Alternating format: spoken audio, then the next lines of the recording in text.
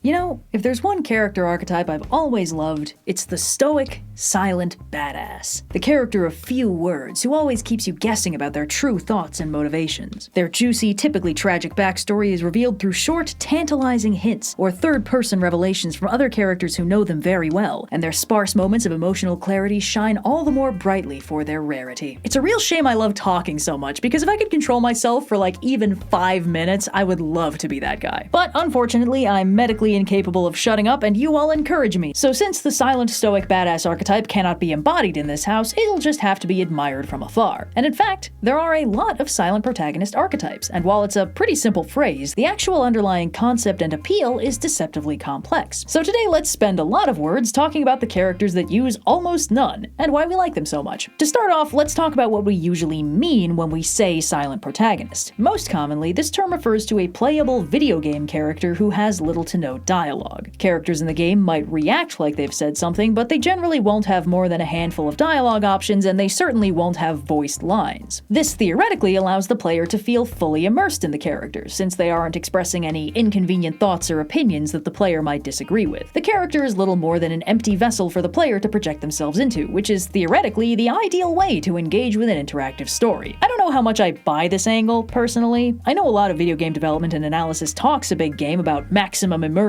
and projecting onto a blank slate character, but in my experience, blank slates are boring, and a character having an interesting personality and their own embedded narrative goals can make some members of the audience much more invested in them. You might not get so much of the, oh wow, I'm literally in the game effect, but you'll get plenty of players who really feel for the protagonist, or they might want to study the protagonist like a bug, or stick them in the spin cycle for a few runs to see what characterization flies out. Besides, a silent protagonist under this definition might not even be canonically silent. It's just a limitation of the medium, or a practical consideration for how much of a time commitment it'd be to make them fully voiced. The character is not silent, we just can't hear them. But I think the main reason I find this argument unconvincing is that silent characters are not necessarily blank slates. A character who can't or won't talk is still a character, and a lot of them make it very clear what they're thinking and feeling through body language. Video game silent protagonists as a category are just silent because the player doesn't get to hear them talk, and that can't really be analyzed from a storytelling standpoint because they aren't silent for storytelling reasons. But the broader space of silent protagonists is very much worth unpacking, because not only is it possible to portray a compelling character who never says a word, sometimes it seems to make the character more compelling than if we always knew exactly what they wanted to say. So, setting aside the video game blank slate, there are a few other major subtypes of silent characters that it would be helpful for us to break down. And just for the sake of not artificially walling ourselves off from some gray areas, let's expand our definition of silent character to include the nearby categories of unintelligible character, who is capable of making sounds but not for the most part words, and the nearly silent character, who evidently can talk but almost never chooses to. If we're feeling really generous, we might even include characters who are just notably quiet, although that's stretching the definition even for me. Silent is in the title of the video. I don't want to be doing false advertising. Still, these characters are all in the general space of does not use words for most of their communication, which is really what I want to unpack here. Under this umbrella, the most iconic form of this trope is the extremely threatening silent badass. Characters who can't or won't talk often more than make up for this by being absolute ass kickers whose inscrutability only enhances their threatening nature. They don't talk smack, they leave the quips and retorts and monologues for their teammates, they're here to do a job and do it well. Extremely threatening badasses don't have to be silent to get the effect across, and some of these guys are just very taciturn, not really volunteering anything they don't absolutely have to, but the more impactful ones are usually almost entirely silent. It's actually quite common for secondary villains to fall into this category, since main villains usually reserve the right to monologue, but their highly competent lieutenants or hired assassins can fulfill their narrative role just as well if they don't talk. And also it's less expensive on the production if they don't need to pay a voice actor about it. Extremely threatening badasses that aren't totally silent by nature will still usually be totally silent in combat, and save any dialogue for the slow in-between bits. These guys don't quip or coordinate with teammates or exposit for the audience or strike up conversations with their foes, they let the fight choreography do the talking. On the complete opposite end of the tonal spectrum is the whimsical non-human buddy. These characters could be robots, aliens, animals, unidentified weird little dudes, or really anything else that hangs out with characters who do talk, but is themselves only capable of making fun noises. Frequently, these characters are canonically speaking a language of their own, usually one that one or more of the other characters can understand, and it's in their response to the whimsical non-human buddy that the audience is able to infer what exactly the gist was. It might seem a little weird that technically contained under this silent protagonist umbrella is every team mascot and animal sidekick ever written, but there's a method to this madness. Many stories draw dramatic tension out of the fact that the token animal sidekick cannot communicate clearly with the speaking protagonists, making this an actually important part of their characterization. It's very common for an animal sidekick to get a solo adventure where they have to overcome some tribulation, or discover who they really are, or find a way to save the team without being able to clearly communicate their thoughts to either the characters or the audience. These silent solo adventures are frequently incredibly emotionally effective, and that tells us that there's a narrative strength here that can probably be more widely applied. One of the perks of a silent character is that if the audience knows they can't speak their mind and communicate their thoughts that way, the audience has no choice but to infer meaning into smaller character moments that might fly by unnoticed if the character is also speaking aloud exactly what they're feeling at the time. This also starts overlapping with the last major category of silent character, which I personally refer to as sympathy bait. These characters are almost always designed with the biggest, wettest eyes the artist can conjure up, and their primary sympathetic appeal is that they are very adorable and very endearing and largely incapable of advocating for themselves. These guys, unlike the whimsical non-human buddies, are frequently main characters in their own right, and sometimes even turn out to have a shade of the extremely threatening badass about them when the chips are down. Sympathy bait characters are nuanced protagonists with rich inner worlds that the audience, again, has to almost entirely infer from their body language. However, sympathy bait is also the category that contains a lot of kid sidekicks, specifically the ones that don't talk. Most kid sidekicks are famous for never shutting up, but sometimes, usually in stories that borrow more heavily from Lone Wolf and Cub, the kid is wide-eyed, adorable, and silent. They're there for their badass parent figure to get attached to and to be really cute so we feel bad when they end up in trouble. This kind of kid sidekick is frequently much more well-liked by their audience than the chatty kind, probably because they have less opportunity to be annoying, but they also benefit from the inferred rich inner world thing. Kid sidekicks usually have less going on than their grown-up main character mentors, but when they don't just tell the audience what they're thinking and feeling, they can get a lot of mileage out of showing it instead. Kid sidekicks can surprise both their mentors and the audience through unexpected displays of skill or badassery, and it's punchier when the kid doesn't spoil the effect with a kitschy one-liner afterwards. But it's not just body language that cues the audience into understanding a character without having to hear them talk. A powerful tool in this school of characterization is the art of providing context. We understand a character's actions more clearly if we have context that casts a given situation into a more detailed light. Having context about a character's past experiences and previous actions gives the audience a framework of expectations around the character that lets them anticipate some of what they might think, feel, or do in a given situation. Like, for example, a character looking at some random object doesn't automatically mean anything to us. But if we previously saw a child that character was caring for playing with that object, we now assume that when they look at the object, they're thinking of the child. The context is telling us that, not the character themselves. And the more context the audience has, the less a character has to do to communicate with them. The audience is given pieces to put together, but they're trusted to put them together themselves. This moment of realization for the audience is a powerful thing. Instead of being told that the character is thinking something or feeling something, the audience is figuring it out. And as anyone who's ever learned anything will know, being told something is completely different than feeling it click together in your own head. This is a huge part of what show don't tell actually means. It's not that you're not allowed to explain things when things need explaining, it's that it's usually not super emotionally impactful to just tell the audience, hey, this character is feeling this way and here's why. It's more effective to show the audience the pieces of their situation and context and guide the audience into putting the pieces together, so they experience that momentary emotional burst of realization for themselves. When we see a character we know well in a situation we understand, we can infer what the character is probably feeling and thinking, and we can make an educated guess about how they'll probably react, or how we hope they'll react, because we have the context to know what decisions would be good for them. And then, if the character does what we're expecting from them, we get a little burst of internal validation. We got them right. We do know them well. But also, if the character ends up doing something we don't expect, that can also be very interesting. That tells us they've got more going on than we thought. Half the fun of a tragedy is seeing a character in a situation, knowing the course of action they could take that would theoretically get them out of the situation, but having enough context to understand why they will never make the decision that would free them from the situation. We have enough context and information to understand that the choices the character is guaranteed to make mean the tragic ending is inevitable. A silent protagonist has the strange advantage that because they cannot just tell what they're thinking and feeling, they have to show it instead, and that means almost all of their characterization has to be communicated through those moments of audience revelation. The writer has to guide the audience through piecing these key moments together. This is probably why silent protagonists frequently operate as part of a team of characters who understand them and can provide context when necessary. It's helpful to have someone on hand who can explain their tragic backstory so the audience properly understands how unpleasant it's going to be be when they end up confronting it head on. It's also a rich well of characterization to let the characters talk about each other rather than just talk to each other. And this applies to all characters, not just silent protagonists, but silent protagonists make it more obvious why this is so useful. A character explaining their thoughts on another character doesn't just tell us about the character being discussed, it also gives us insight into the character discussing them. There's one other element of storytelling and the principle of show don't tell that silent protagonists highlight, and it's a little bit inobvious. It's the question of how much information the audience really needs. After all, a character who doesn't talk or otherwise communicate is a character who's limited in what they can communicate to the audience. Storytelling is a balancing act between under-explaining and over-explaining. If a story doesn't explain enough of its core mechanics, premise, rules, and general vibe, an audience might find themselves lost and adrift in a collage of stuff happening for seemingly no reason. But in contrast, if a story explains too much, an audience can get bogged down by exposition and the haunting feeling that there's going to be a test later. Writers, especially writers whose stories contain a lot of complex world building, frequently want to make extra sure that their audience isn't going to get confused or bored trying to navigate their story, which means making sure that the audience gets all the information they need to understand what's going on, why it matters, and how all these characters work. But almost any audience will tell you that getting a big exposition dump where someone just explains what's going on is not a very effective way to get them up to speed. Yes, it's technically communicating the pertinent information in the fastest summarized route, but how many of us will cleanly internalize and memorize 3 block paragraphs of required reading, especially if we get smacked with them before we've even met any of the characters we're supposed to care about? And more importantly, how much of this do we actually need to know to understand the broad strokes of what's going on? You can watch a Star Wars movie without reading the opening crawl and you'll still get everything that matters, because you don't need complex socio-political world building to understand space Nazis bad. This is another facet of what show don't tell means. There are a lot of situations where just telling the audience what they need to know is the way to go, because while show is good for vibes and emotions and moving character performances, tell is critical for clearly and concisely communicating information. But does the audience actually need to perfectly understand the writer's clear thoughts and intent at all points in the story? Does a story always need to clearly communicate itself? And the answer is no. There's a lot of power in ambiguity, and more importantly, audiences are really good at filling in the gaps and drawing their own conclusions when the story allows them the space to. It's like telling is the skeleton of the story, all the rigid parts that need to be clearly and firmly laid down to make sure the bones hold together, and then showing is every other part of the story, the softer elements with more flexibility, and a story doesn't actually need that many bones to hold its shape.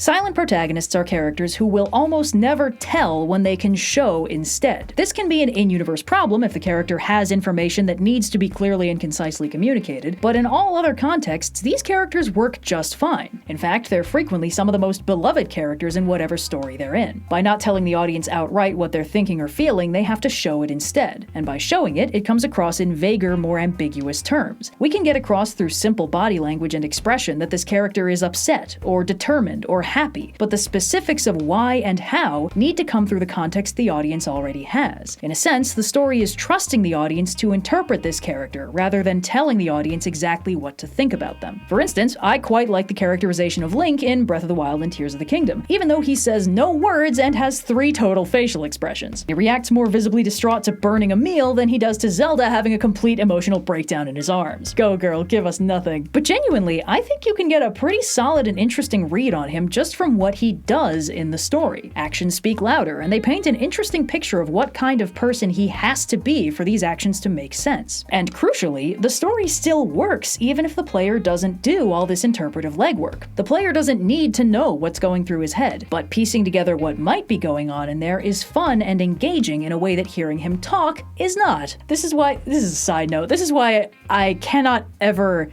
see any characterization of Link that talks constantly as Link. I'm like, sorry, that's a completely different guy. You didn't get him right. Try again. And I think that act of interpretation is why these characters get so much love. In order to understand them, the audience has to meet them halfway in a way that more telling-heavy characters don't require. It's an act of trust on the writer's part to give the audience a character they will need to do work to engage with and understand. But that act of trust is also intrinsic in storytelling as a whole. A story doesn't exist without an audience, and the creator of that story always has to trust that their audience will meet that story halfway, engage with it in good faith, and put together the parts that aren't explicitly spelled out. When the writer doesn't trust the audience to do that, we get the over-explaining and the exposition dumps and the constant attempts to make sure the audience is exactly getting what the writer is exactly putting down. A writer can never ensure that the story the audience internalizes is the story the writer made. All communication is imperfect and built on trust, and I think nothing says that more clearly than the characters who don't say anything at all. So, yeah.